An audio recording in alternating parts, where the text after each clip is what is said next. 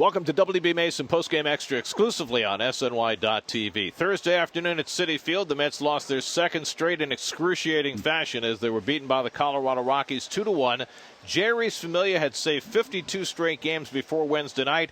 Let one go on Wednesday against the Cardinals and again this afternoon against the Rockies. Well, it's easy to criticize Familia for 2 days in a row, but really the inning started with Trevor Story with the base hit, able to steal second base, which put some pressure on the Mets. And after that, a bad decision by Rivera on the bunt with 2 strikes by Descalso. The error by Loney produced a couple of runs, and that was it. The Mets couldn't come back. It is tough. I mean, the guy got 2 strikes already.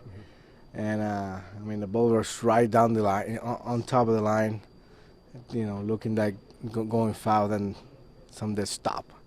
So, I mean, it's one of those plays that, they're going to band to third base, but if that ball foul, the guy strike out and then a band. So, it's a do-or-die situation. He came, talked to Dan and I this morning. He said, I want to pitch.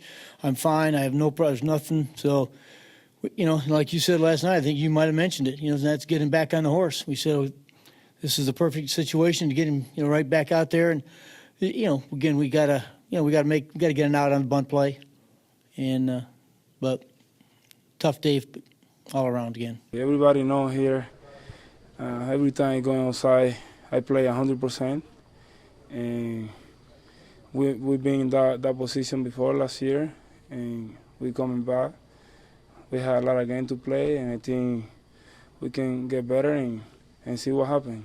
They had scored a run in the second inning. Rivera hit a double, drove in Loney. That was their only run of the game. DeGrom was fantastic for 7 innings, but just didn't have enough offense. 7th inning for the Mets offensively, bases loaded, no outs, didn't score, didn't add on, and that's what cost them the game.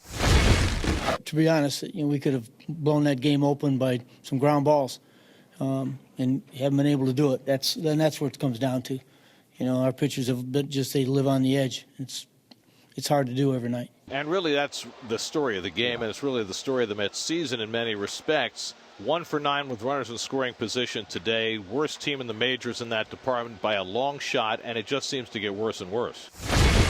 I've talked to some of the great RBI guys in the game, and the one thing they talk about is driving in runs is mental. Driving in runs is you got the approach you have at the plate, your mindset of all you're trying to do is put the bat on the ball. You're not looking for home runs, you're not looking for anything. You just look at the middle of the field.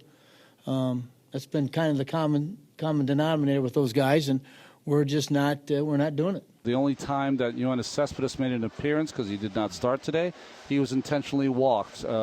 And you have to give a lot of credit to Oberg for the Rockies, too. He came in, no outs, bases loaded, and somehow he got out of it, and that was the difference in the game.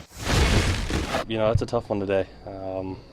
But, we got a game tomorrow, so I think we know what we need to do. And, everybody's out there giving 100%, so, I think we'll be all right.